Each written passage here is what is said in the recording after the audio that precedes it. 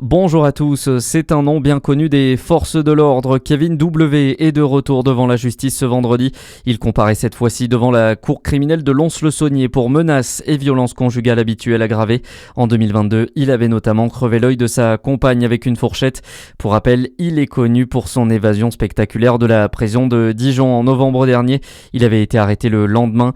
Pour ces faits, il encourt jusqu'à 10 ans de prison et 150 000 € d'amende.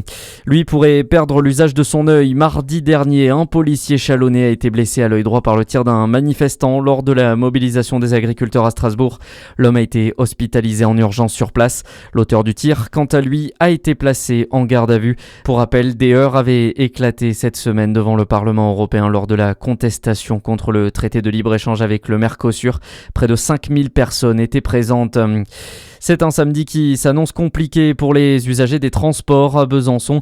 Demain, les agents du réseau seront en grève à partir de 19h. Le trafic sera donc fortement perturbé puisque toutes les lignes de tram et de bus seront à l'arrêt. Selon le syndicat CFE-CGC, le mouvement fait suite à un conflit avec la direction qui refuse de maintenir le travail en binôme. Il est pourtant garanti par l'accord de sécurité. Dans un communiqué, les agents réclament le respect de ce droit et dénoncent également leurs conditions de travail. Dans le reste de l'actualité, la réaction d'Emmanuel Macron après la volte-face de Donald Trump au sujet du Groenland. D'abord menaçant dans le but de prendre le contrôle du territoire arctique, le président américain a finalement baissé le ton mercredi. Il a affirmé avoir trouvé un accord avec le secrétaire général de l'OTAN en levant ses menaces douanières et militaires.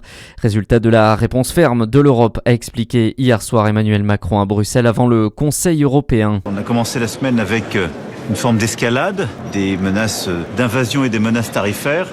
Et nous sommes revenus à une situation qui me paraît beaucoup plus acceptable, même si nous restons vigilants. Et donc ce qu'il faut en conclure, c'est que quand l'Europe réagit de manière unie, tandis qu'elle est menacée, elle peut se faire respecter. Et c'est une très bonne chose. Ça fait 9 ans que vous m'entendez parler d'indépendance européenne, d'autonomie stratégique européenne, de respect de la souveraineté partout. On le fait en Ukraine, on le fait pour la Palestine, on le fait pour le Danemark.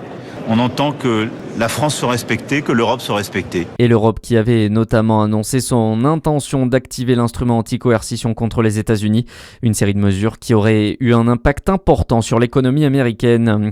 En France, le parquet de Marseille ouvre une enquête après l'interception d'un pétrolier russe. La Marine nationale a arraisonné hier matin en mer Méditerranée le navire soupçonné de naviguer sous faux pavillon. Il appartiendrait donc à la flotte fantôme russe accusée de contribuer au financement de la guerre d'agression contre l'Ukraine. Et puis vous êtes invité à venir à notre rencontre sur le stand Fréquence Plus David Graphique lors des journées de l'habitat à Dole Expo. C'est à partir d'aujourd'hui et tout le week-end. Rendez-vous de 10h à 19h du 23 au 25 janvier à Dole Expo. À suivre la météo sur Fréquence Plus.